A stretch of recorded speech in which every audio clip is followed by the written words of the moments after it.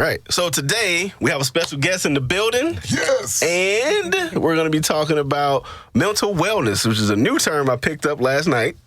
Mental wellness. Not mental health, not mental issues, not mental sickness, mental wellness. So that's what we're talking about today. Yes. On this episode of Beyond The Cubicle podcast, right after the intro.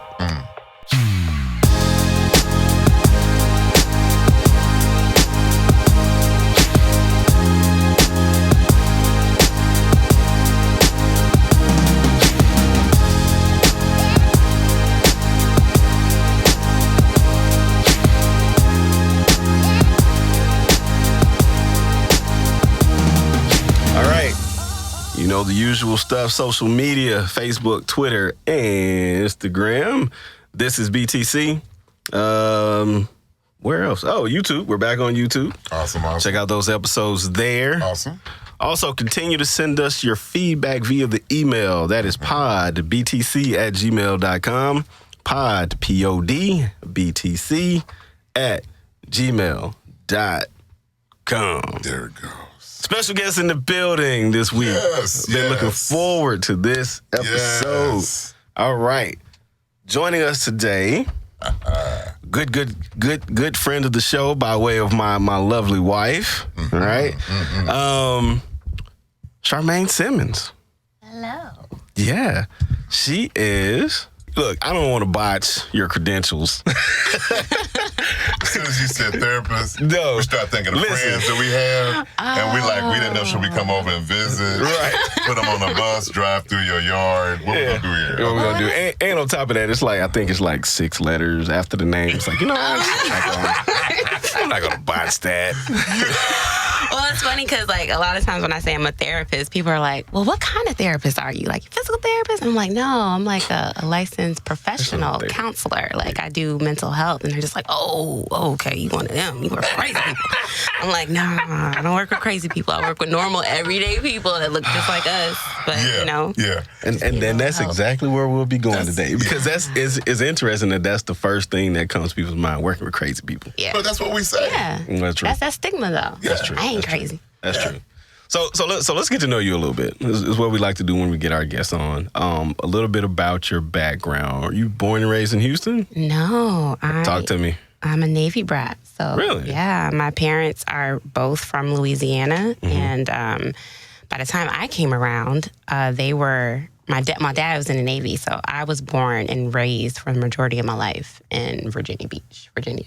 Nice. So when I graduated from high school, I went straight to Atlanta, to Clark Atlanta University. Is where I got my undergrad. Sweet. And then I didn't move to Houston until 2016. Oh, so you've only been here 3 years? About 4. 4 years? Yeah. 2015, I'm sorry. Okay. Yeah. Sweet. 2015. So. Nice. Yeah. Okay. So Virginia Beach to Atlanta to Houston, mostly. Mostly. I mean, we spent some 3 years in Bermuda. So I started school over there, which was pretty cool. Yeah. It's very British. It is, yeah. It's very British and very... Brits. They follow the protocols and they're just... Yeah. Okay. Yeah. Pink houses and pink sand. Yeah. I know a handful of people from Bermuda that I went to college with. Yeah. Okay. Yeah. No, that's where I get my reggae roots from. That's how me and Danielle, we connect. Because, you know, I think that I'm from the islands because I live there. Well, I claim it. Yeah. She's the Jamaican roots there for her. Yeah. So then how did you find your way to what was your major side? Was it psychology? Not at all. So I was saying before you walked in, so I was the college kid that actually changed their major like 5 times. Like, yeah, I started off wanting to do journalism. Nice. So where I was going to do, I wanted to write for like Vibe magazine, The Source, like because I love music. But then it went from. You're a hip hop head. I'm such a hip hop head. We on it. East Coast, like Wu-Tang. I grew up with Wu-Tang. We on it. Yeah. We on it. Man, I feel left. I'm over here with the Last Poets. Y'all messing with me. Last Poets too, baby. Frankie Beverly and Maze too. You know what I'm saying? We coming up. Come on, old soul over here, bro. Old soul. Hip to the hip. Looking fresh, you know, baby. So anyway, I actually, went from PR to radio, TV, film, to healthcare. So community health education, and then I ended up graduating with community health education and concentration in healthcare management. So I was going to go, either working in a hospital or in the nonprofit route. I was really big into like health and like child obesity. So in my mind, I was going to establish a nonprofit and make, change lives and, conquer the world that way. But I never got a job. So, I needed money after I graduated, obviously. Did not want to move to Texas because at that time my parents had moved to Texas. Yeah. So you're still in Atlanta? I was in Atlanta, working at Nordstrom and wasting my college degree in Clark Atlanta. You was getting a discount, though. You was getting a discount. Oh, yeah, that's where part of my money was going. That's part of the problem. But so needless to say, I was a terrible salesperson. Right. But the client with working in that store, you built relationships with your clients or with your customers. So the customers that I had stuck with me because I listened. So they would tell me about, I'm going through a divorce or my kids are driving me crazy and da-da-da-da-da. And then they'll take you throughout the whole store. So you get that commission while you just listening. So that's true. Yeah. My keep talking, boo. coworkers. I know. My coworkers like, you should just be a therapist. And I'm just like, I never thought about that. Because that's always been my MO. Like in my friend groups, I've always been the lister. I care. I'm nurturing. And those are elements that you really can't teach. No, you can't. Either you have it or you don't. So I just went to school. I found a school. I went to school at Richmont Graduate University. It's a Christian counseling school. Because at the time, I was kind of like delving into ministry a little bit. But then I also didn't want to pigeonhole myself. Right. So Richmont is a school that integrates theology with psychology so that you can have a license. You can graduate and be licensed to work in secular settings or if you want to work in church-based settings. So, interesting. Yeah, I just thought I would be a light in a dark place anywhere I go. So that was a really great experience. Okay. So, and then from there, so Richmont? Richmont Graduate University. Where was that again? Atlanta, Georgia. And then, you followed that path, got is that a master's? Yes, I got my master's in marriage and family therapy, and I specialized in child and adolescent therapy. And then you ended up here in Houston. Yeah. And what was your journey like when you came here, like actually getting into the field and things like that? So I graduated. I've been in the field since 2009. I graduated in 2009. So in Atlanta, I was, after I got licensed, I worked in private practice out there. So I worked I've worked in residential facilities. I've done in-home counseling. I used to work with kids a lot. Yeah. And then I used to have my own coaching business where I was coaching young girls. It's like a SelfEsteem empowerment group. So my age group was ages 14 through 17, and I was getting them, my whole goal was to keep them off the pole. That's it. In Atlanta, that's a real goal. But I'm just like, I just got to keep them off the pole, like Chris Rock said. Keep them off the pole. I forgot about that joke. There's so many self-esteem issues in that age group. It's for sure. Amazing. And males and female. Oh, yeah. Like males and female. I just listening to my 18-year-old, he's 18 now, but listening to him and just watching him through his journey in high school and just seeing the transitions and emotional leaps and ups and downs that they make between those ages, man. Yeah. Like, I'm like, dang, I don't remember. Like, I'm not that far removed from 18, but it's like, I don't remember. It's not the same. Society's changed a lot. Yeah. The pressure that you're under. I was watching a program, and it was a guy that had interviewed all these adolescent young ladies from teen to adulthood. Oh my goodness! One girl, her enemies had plastered her on social media so bad that by the time she came out of class, the entire school was waiting on her at the door. We didn't have that. I had to actually gossip. Well, yeah, I was about to say. Exactly. Everybody, I had to actually gossip about you before something happened. It took like a month for it to finally pop off. Yes. But by then, you could kind of cut it off a little bit because, okay, it didn't get to that classroom yet. It's happening. It's happening right now. Yeah. So they're magnified. They're under pressure, and the things the imagery that they're bombarded with. There's nothing that we've been through that connects with what they're doing. Yeah. So how have you liked? Because you said you're saying you changed your major a few times in college, right? So then now that you kind of settled into the therapy as a career, like how have you been fulfilled by it, enriched by it? How are you liking it? Oh, I love it. Yeah, I love it. And it's funny because working in private practice is like I have full reign over, you work for an organization, you work for a hospital, they're telling you what to do. They're telling you how to create your treatment plans, this, that, and third. And yes, to a degree, because I take insurance, I do have to still abide by some of that. But once I'm in that room, it's me, that client, and I still rely on God. Like, I don't see how you can be in this field for this long and not have a connection to a higher power. It's not me.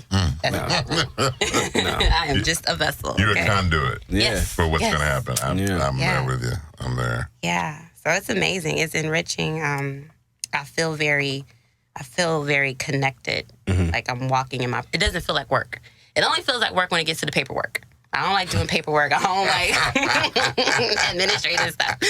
But when I'm in that room with that client, it's like, oh, man, this is great. It's a good thing. So were there any challenges that you kind of faced as you were coming up, whether it be from a race standpoint, gender standpoint? Well, my kinda biggest... the obvious question, probably, because, we all deal with that on some level, right? Yeah. I think when I was in Atlanta, because it's a more of a, Black city, and I guess it's... most of my clientele were Black. One of the things that I realized when I came here is that people don't really care. My clientele, I have Black men, Black women, I have white men, I have white women, I had Hispanic, Latino, like, it doesn't matter. Like, I really do, like, people, and at first I'm like, a white man wants to see me? Like, right. Am I the only therapist in your area? I'm in the Heights, so I'm like, you chose, why? So I have to work through that, before they even come into the room, because I don't want to bring my biases to the table. And sometimes it comes up, like, I mean, I can't talk about my clients, but sometimes race does come up, and it's like, it's awkward, because it's like, okay, well, let's process through that, But one of the things that has been a challenge for me that I've really have been transmuting to be a strength is, like, I had to get over my perfectionist tendencies. Whoa. That was huge, because I know this stuff. I study it. I immerse myself in it. I know what to do. Like, when I have an emotional moment, when I have, like, stress coming at me every which way, and family members getting sick, and breaking up with boyfriends, and then I gotta pull myself together to be somebody for somebody else. Like, I'm like, I feel like a hypocrite. I've always wondered that, because... I mean, like, so I like some of the TV shows I watch that I have, like, therapists as characters or whatever. Like, this one show that I loved that was on HBO called In Treatment. It was just, the setup of the show was just pretty much you had a peek into this guy's sessions every day. But then there was a little bit of the background of his family drama kind of set on the like, towards the end of each episode. So you kind of get a little bit of what he's going through. But the interesting thing to me was like, okay, well, who's checking on him? Yeah. You know what I mean? Yeah. And it's like... It's real. Yeah. It's so real. We are not immune to any type of stress. The only difference between... I tell this to my clients, they always expect me to be up here. And I'm like, no, we are here. We are level. And the only difference between me is that I know what to do. I understand the process. But I still get, I get hurt, I cry, You know, I have my own personal traumas. Absolutely. I have my own therapist. Nice. Like, therapists need therapists. Like, we need each other because, again, it's not like a hierarchy. It's a cyclical. Yes. It's like a vessel. It's like I pour out, and I need somebody to pour back into me. You know? I love that. And I get in there, I sit on the couch, I'm like, I'm not going to therapize myself, because therapize is a word in my mind. I'm not going to therapize myself today. I need somebody else to, like, help me process the stuff that I just witnessed or the stuff that I just heard, because I take in so much. Right. You know, I got up to 30 clients a week. So I take in so much emotional, you know, it's a transference of energy. But people always, I feel better. But then I'm like, okay, I got to get this off of me. Yeah, you got to get it off of you. You know, so that's what keeps Let me ask you this. Is there a common theme? Because you do what you do, you deal with a lot of different people. Yeah. Is there a common theme that you can hear running through a lot of what you hear from all of us? Absolutely. There's a couple. A lot lately, I've been getting a lot of codependency. A lot of codependency, a lot of low self-esteem, low self-worth, and we don't want to show how we truly feel, or we don't want to speak up for ourselves because we're afraid of losing those relationships.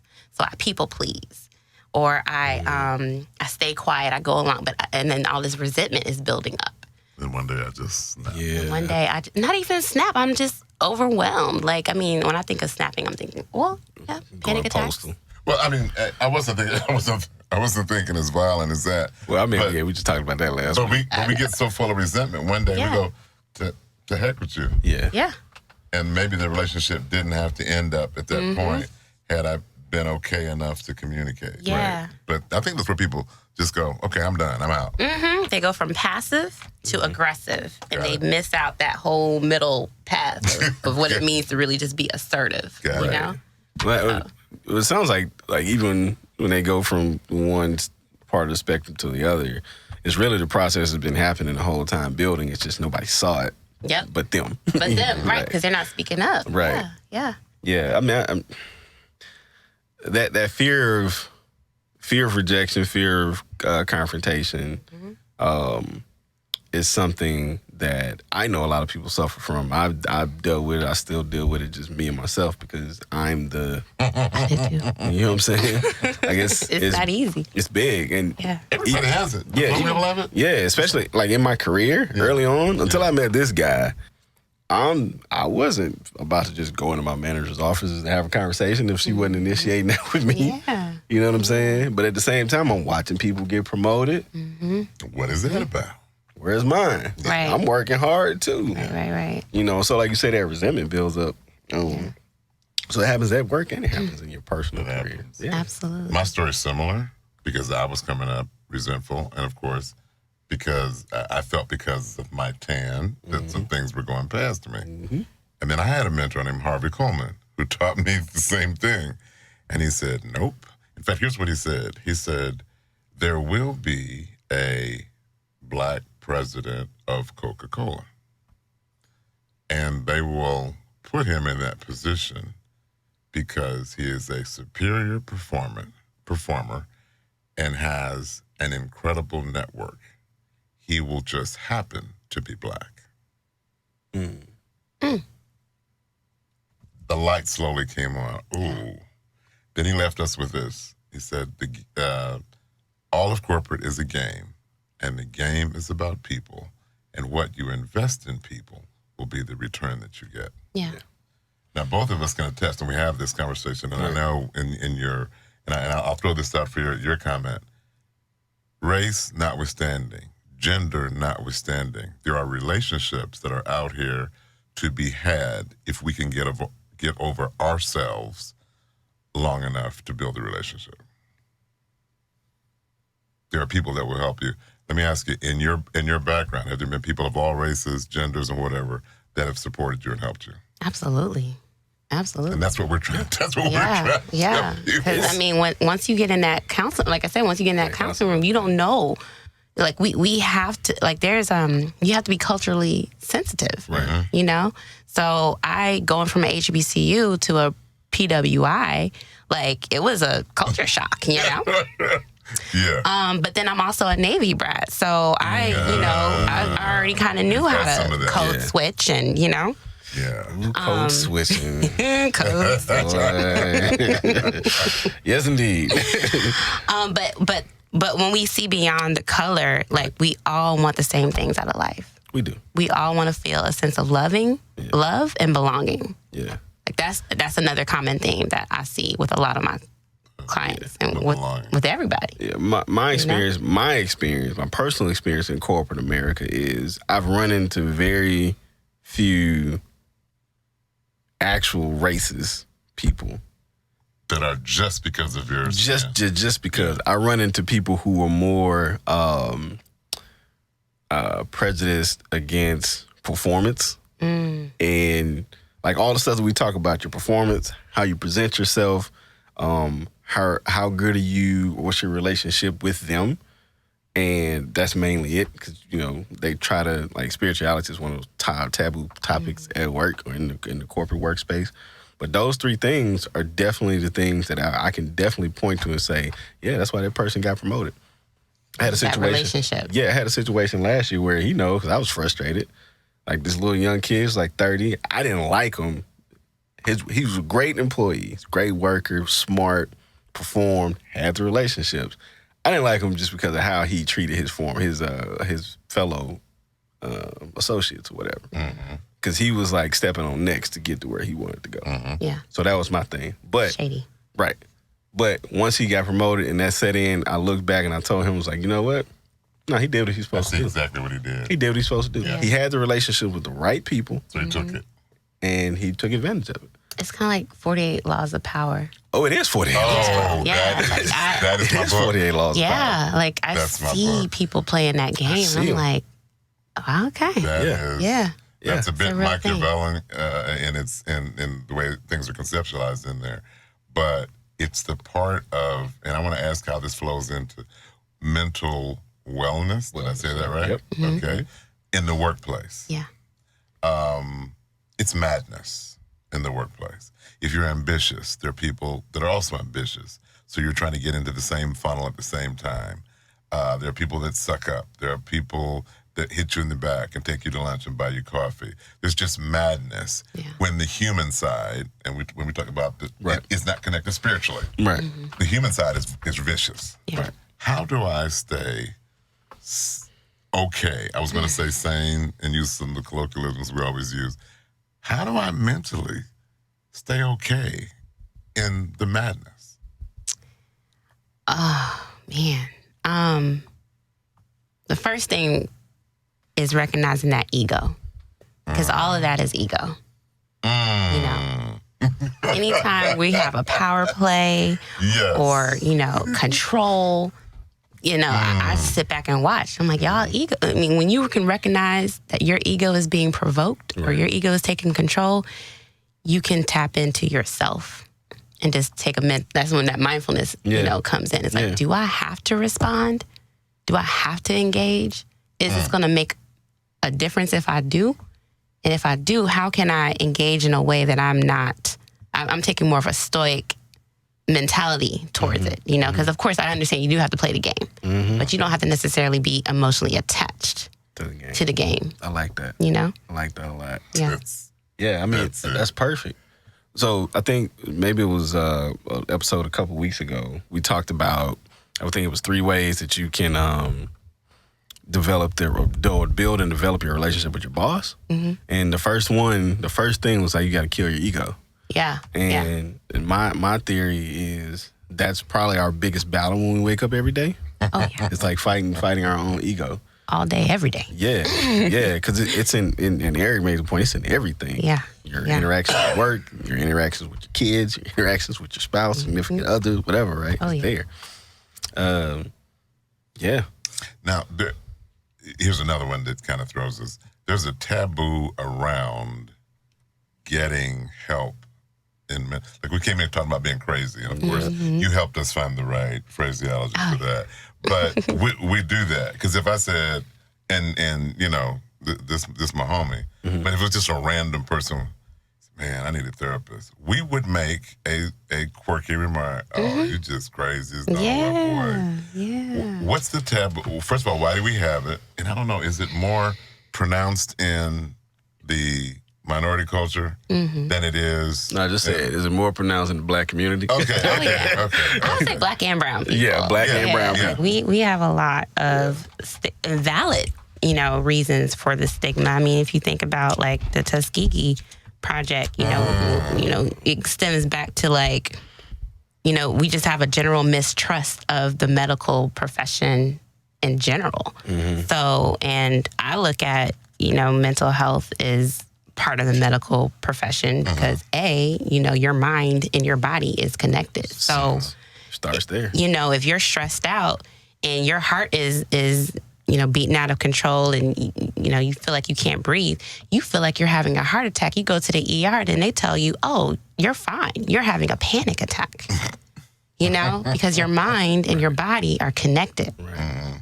So, one of the things that I think, those mindsets get passed down from, our grandmamas and our mamas and, then we take it on as our own because it's like back then it was a real thing. Like we ain't trust the doctor, back then. But now it's like, we have more research out that's showing that this is something that is beneficial. And then I can also say, back in the day, I mean, they were cutting people's frontal lobes off. It was like, scary. They was doing lobotomies and, they didn't really, they would throw you in, if you had schizophrenia or bipolar or something, they would, lock you away and in the mental institution, put a straitjacket on you. So, it has real legit roots. But I think research has shown that, more humanistic ways of viewing people, as far as, we are our own experts. There is so much research about, overcoming shame and vulnerability. If you look into, Dr. Brene Brown, she has all kinds of, she's like my best friend in my head. She doesn't know it yet. But she, her research is groundbreaking. So, now you're seeing more and more people embracing the idea of vulnerability that, I'm a real person. I have thoughts, I have feelings. Some are good, some are not so good. And you know what? That's what makes me human.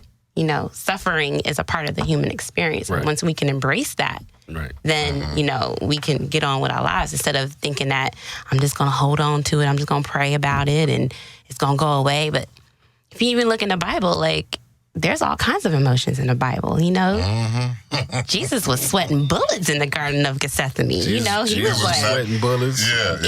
One of my favorite people, David was the master of emotions. Yes, the Psalms. The Psalms. You can read his. The anger, the lust, and all that other stuff. Yeah, he had a range.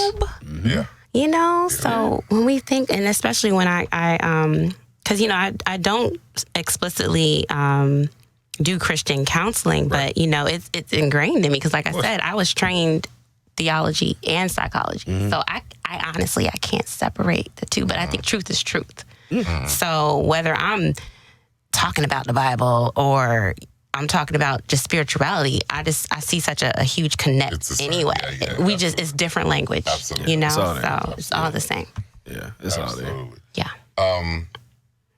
We often get in the program discussing juggling life and career. First, we started talking about was there work-life balance, and then research said there's no such thing as work-life balance. Are we really more stressed out today than we were back in the olden days? Yeah, that's a good one because I'm sure you read a ton of research on this stuff. Yeah, and we just kind of mentioned it a little bit earlier, just how like the pressures seem different today, and they are. Yeah. With just the generations, but like I feel like mental wellness or mental health, those phrases are like the popular topics these days too. I don't know if popular is the right word, but they're just more present. Yeah. I think you can talk. I think you can say talk it about now. Yeah. Yeah, which is great. Yeah. But does it? I mean, are we really more stressed as a society now? It seems like it. It does, doesn't it? It really does. But I think going back, everything's immediate. We're in a microwave society now. When you get a text message, it's like you're expected to respond like now. Yeah. Everybody has access to you. Yeah. Your emails. One of the things when I work with people who are in corporate America, they can't stop checking their emails. Oh my! I'm like, do you know how much mental space you're using by just checking your emails and every 10 minutes? Every 10 minutes, or checking your social media, like you're just using brain space. So break that down for me, or just expound on it a little bit, because. One, I'm a numbers guy, so I like. Oh, well, I didn't get the statistics He'll about that. quantify that. Not necessarily quantify it, but I don't have a chart with me or nothing. No, You'll have a formula out. Plug it right in. Put it on a spreadsheet. Hey, look, I'm a professional nerd, so but no, like, just I want to make sure that point comes across, and being able to take breaks and put things in a space when they need to be. Yeah. Right? I have a difficult time doing that, so. Yeah, because everything is immediate. Right. I kind of look at the brain like a balloon. Okay. Right? So, like, every time something happens, like, stressful, like, you got some type of anxiety, something that happens that, causes some type of distress, is more air in that balloon. Mm-hmm. So when you're checking email or you're on social media, whether you are internalizing that or not, like, that's stress. Because, your subconscious is constantly, taking in these images. So when we're seeing stuff on social media, like, with the whole, when we see something happen, like police brutality, like, we feel for, naturally we're going to grieve for somebody that we don't even know. And then over time, like, that's more and more stress that's getting added to our balloon. So add that with, your wife is asking you to bring home groceries, make sure you stop, in traffic. Like, more and more air is going in that balloon. That's mental space. What happens when, somebody just, homework isn't done? Pop. Man. There you go. The balloons pop. So we have to find a way to condense that air, because it's going to fill up. But how do I release some of that air so that more room can, for more real things to be stressed about, Right. So I can have more room for real things. Not to say that they're not real, but it's like, it's unnecessary. Right. And I know we're going to get into mindfulness heavier in the next episode. And I know that would probably be one of your suggestions. Oh, yeah. Oh, yeah. To break it down. Yeah. Let's kindred spirits, baby. Kindred spirits. Okay, I got one more psychological thing. Okay. We didn't have ADD when I was growing up. Oh. We had go out and get me a tree limb. Say the thing about your birthdays, man. Okay. Like one of my favorites. Hold it. Here's what I thought about. You guys were sitting there talking about something. I'm like, ADD, ADHD. What is the difference? You got to help me. ADD, ADHD. Well, it's ADHD. Okay. In the DSM-5, which is our Bible for diagnoses, is attention deficit hyperactivity disorder. Now, there's 3 types. There's inattentive type, there's hyperactive type, and there's combined type. So ADD isn't a thing anyway. Okay. So if you're more, you just kind of lose focus, then you're inattentive type. But if you're all over the place, you're hyperactive. But most people have, like, a combination of both. Okay, here's what happened. I remember telling you. I'm in the gym on the treadmill. There's a TV. There's a ticker rolling at the bottom with the trades. Down the side, here's the story. There's a man talking to me up here, and up in the corner, there's a lady doing the weather. One TV. And all this stuff is hitting me. I'm too old to have ADHD. When your my hard drive is full. So I forget my name. I stand in the bathroom door. Did I start or stop? Let me get it. Okay, I need to go. So I'm trying to figure out life in its simplest forms. Yeah. And I'm watching all this stuff hit. Now, we did not have that. Yeah. So I look at my grandson who absorbs information as soon as it's done at 5 years old. Yeah. I can't even understand how his mind works. Yeah. I watch 2-year-old kids in church grab a cell phone, swipe, and find games. Oh, yeah. And they can't even articulate yet. My 1-year-old. Your 1-year-old did it last week. He knows how to open the phone and find the camera. He called me the other day. He did call you. What's up, He did. So that call to China, it was made from your phone. I'm just saying. Just saying. So I'm looking at the technology, and when you just ask, are we more stressed? There's more instant stuff there. Yeah, microwave society. I read something the other day because we were doing research on workplace burnout. And I read something the other day that was talking about one of the myths. That's what it was. We were researching workplace burnout, and we ran across this topic about like workplace myths that have to be busted. And one of them was like, multitasking is not a thing. Oh, that's not a thing.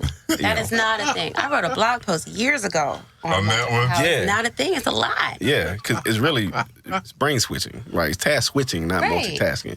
But they talked about like just the gradual, or not even gradual, but the rapid rise of the smartphone in its integration into our daily life, and how that, just like what you were saying, like you're expected to respond immediately. That has gradually increased our stress levels too, because of the instant access we have to people. Oh yeah. I think Eric told a story once where, you know, as someone who's at a VP level, used to be able to like go home for a little bit, and you know they'll call you or page you, whatever, when they need if it was a disaster. And now today, like they'll call you at 3 a.m, and if you don't respond, you're in trouble the next day. That's so crazy. You know, and it's just like, wow. Yeah. Every invention has been taken by the dominators of society and used to further dominate. Yeah. So you kind of like being mindful in that environment. We are overstimulated all the time.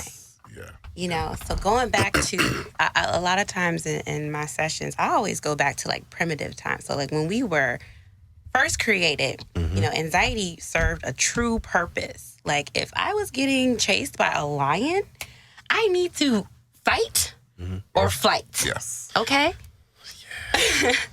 Or freeze, which is also an anxiety response. But if I freeze, I'm going to die. Yeah.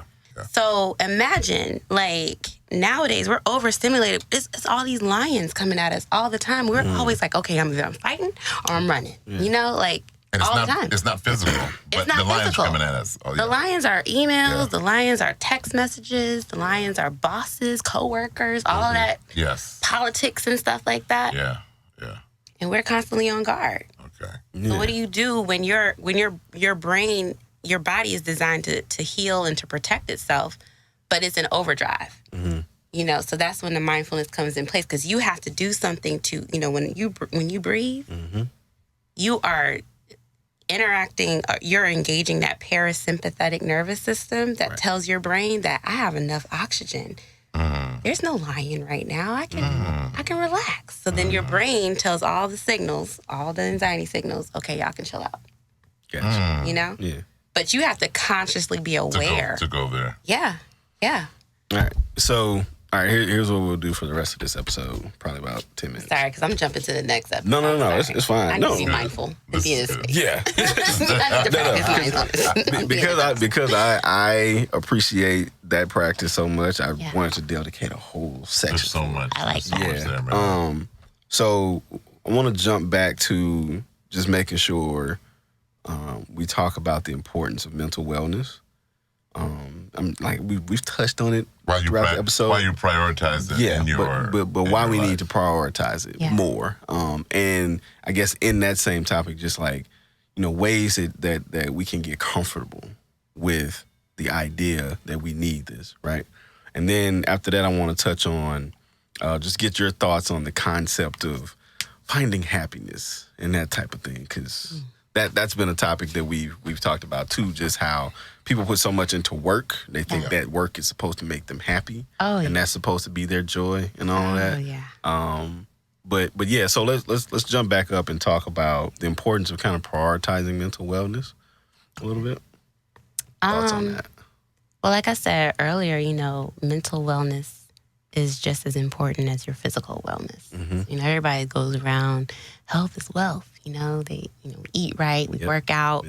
But when it comes to that emotional wellness, I think that stigma, again, of, you know, I can't be weak. I can't show my emotions because my emotions are make me weak. If we can just turn to accept the fact that emotions make you human, then in that way, it's like, it's a priority. So it's like, if I'm sick, then I need to do what it takes. I need to take my medicine. I need to, eat soup. I need to take a nap.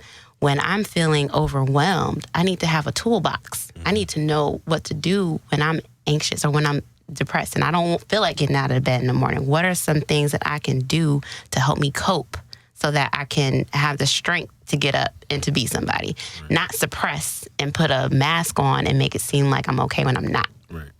How can I express my emotions appropriately at the appropriate times, of course, instead of holding it in all the time, because that's what's killing us. It's like we holding it in, and then just like, So what do you say to a typical response that I've heard is, I ain't gonna talk to no stranger about my issues. Yeah. How do you approach someone who that's their first reaction to it? Well, I always do it. I do free consultations before I take any new client. Okay. So I do a 15-minute talk, and that's a lot of times that's one of the first questions. Like, I've never been to therapy. I don't know you. So by law, licensed professional therapists are bound to keep your business. Right. So, we have confidentiality laws that if, it comes out that you find out that I'm talking about your case or talking about you, I could lose my license. So by law, that creates a safe space that whatever you share with me literally stays with me. Now, of course, there's, times where I would have to break confidentiality, like if you are harm to yourself or you're going to harm someone else or, I'm court subpoenaed for any reason. Knock on wood, never been court subpoenaed. Well, please protect me from that. But, I think that kind of helps put them at ease because, even if I'm, Houston's a small city, like I've run into clients before, but I'm not going to approach you and say, hey, girl, right. Because you might be with somebody who doesn't know you're in therapy. And now you have to explain, how do you know that person? So I even explained to them, in that first session that if you see me, I'm not going to acknowledge you. You can acknowledge me, but I'm not going to acknowledge you, because I need to protect your privacy at all costs. So that's a great way to help someone kind of get more comfortable with the idea. A safe space. That's big. That's big. Yeah. So let's talk about the thoughts on like happiness and joy and that whole journey, right? Fulfillment. Yeah. Like a while ago, we had done this episode on this where we were kind of trying to help people readjust where they find their fulfillment, right? And like one of the things that we were talking about is like I think Eric said it, but like if your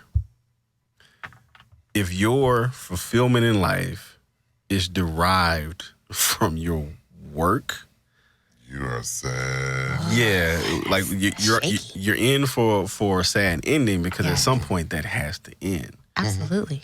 Right. So just that whole thing about, because I hear this a lot today too.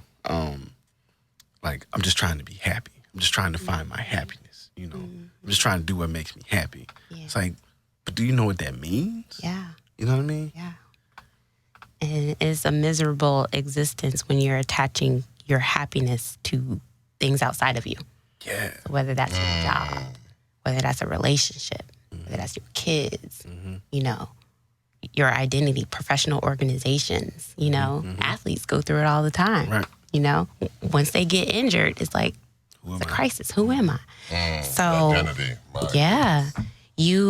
We have to let go of who we think we are or what we think makes us happy and realize that happiness really does it's an inside job. Right. And the more that you let go and the more that you accept, your good and your bad, you're more free. I'm more free now that I'm not bound by my own judgment. Yeah. I'm not feeling guilty all the time when I do something wrong. I might feel like you should feel guilty if you do something wrong. Don't get me wrong. But I used to feel guilty when I would disappoint somebody. even if it were in my best interest. Yeah. So going back to my, ex-people pleasing days, Yeah. if I tell somebody, no, I can't, pick you up or whatever, knowing that I had a million other things to do on the other side of town, I would feel guilty because I'm letting them down. But that's misappropriated guilt. Like, I shouldn't feel guilty for doing something that is in my best interest. Right.